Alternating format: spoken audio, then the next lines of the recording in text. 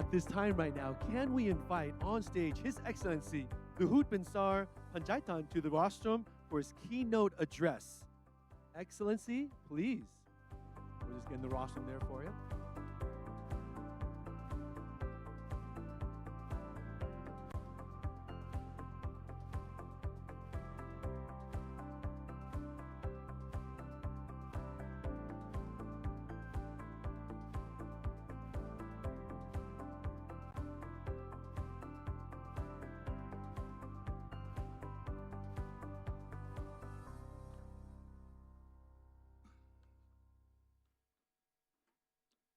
Excellencies, distinguished guests, ladies and gentlemen, it is an honor to be here in Singapore, a nation celebrating 60 years of independence.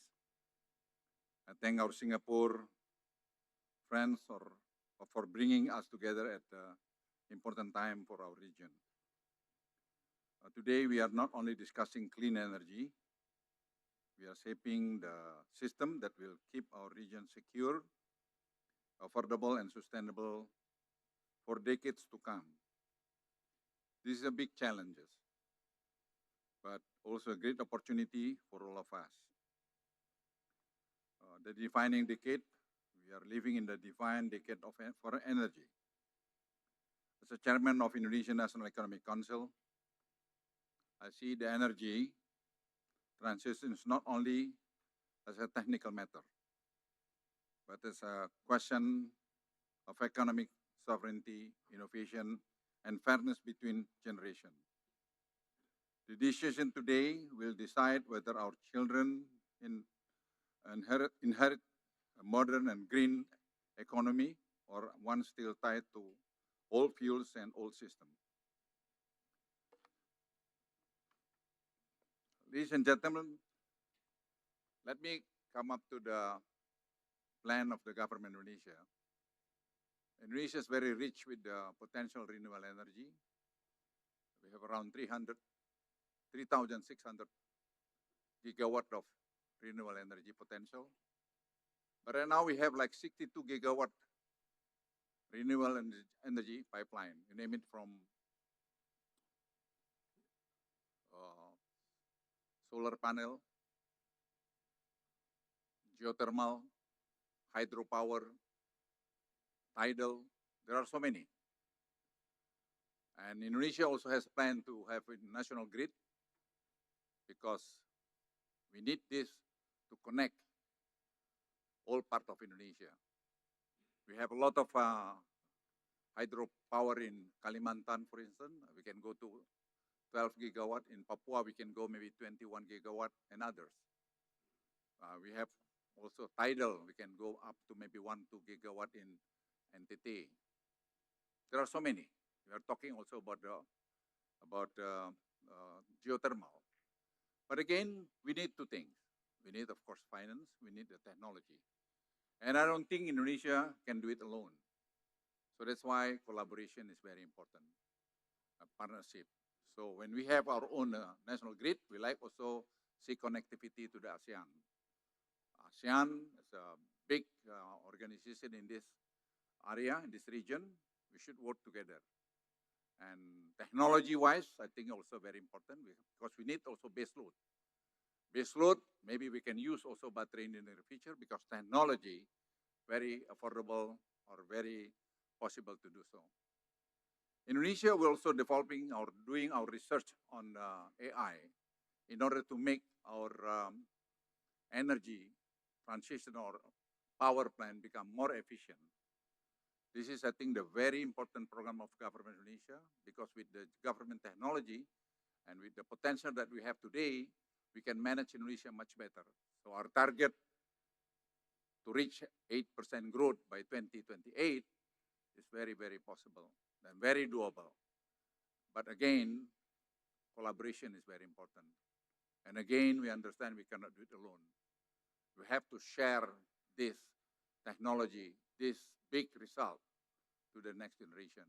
But we have to be careful to see the equilibrium of this energy and also our economic growth. Because we like to see also, bring also happiness, enjoyable to the next generation of Indonesia.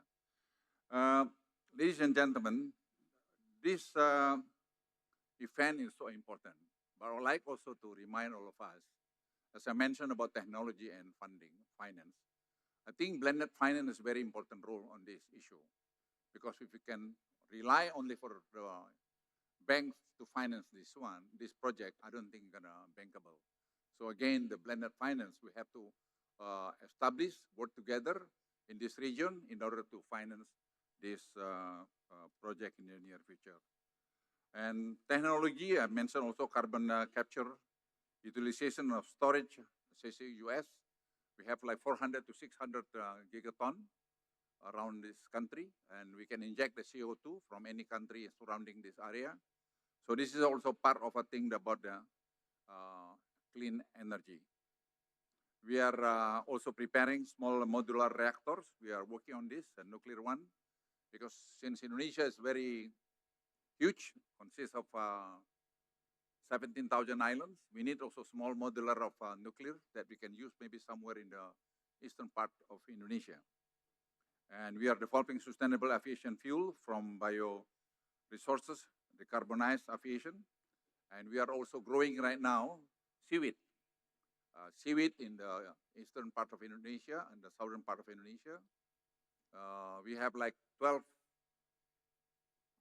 million hectares of potential seaweed area to grow.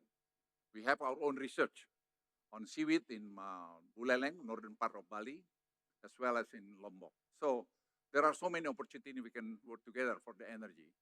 So ladies and gentlemen, Indonesia very delighted to have a good collaboration with our friend in this region.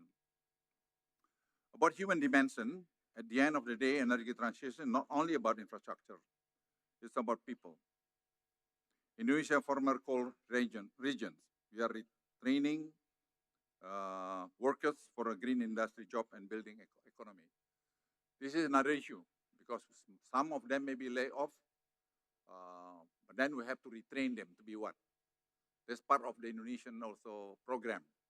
So since Indonesia is the largest archipelago country with a population 287 million, by 2030, 300 million, the middle class around 60 to 70 million soon. So there are so many things that we can do in Indonesia. That's why we are doing our research also on AI, because I believe AI could play the very important role in the future for the energy, the clean energy. So we are now doing some research with one of the very well-known technology company from US. I was so surprised that young people of Indonesia successful to see some or to explore technology that we can save up to 8% of energy from using our handphone and others. This one also could help us. So again, technology played a very vital role in this regard. Ladies and gentlemen, as closing vision, friends, we move toward Indonesia 2045, the 100 year of anniversary of our independence. We carry one conviction: energy transition is not a cost; it's an investment for the future of Indonesia and for the future generation in this region. Thank you very much.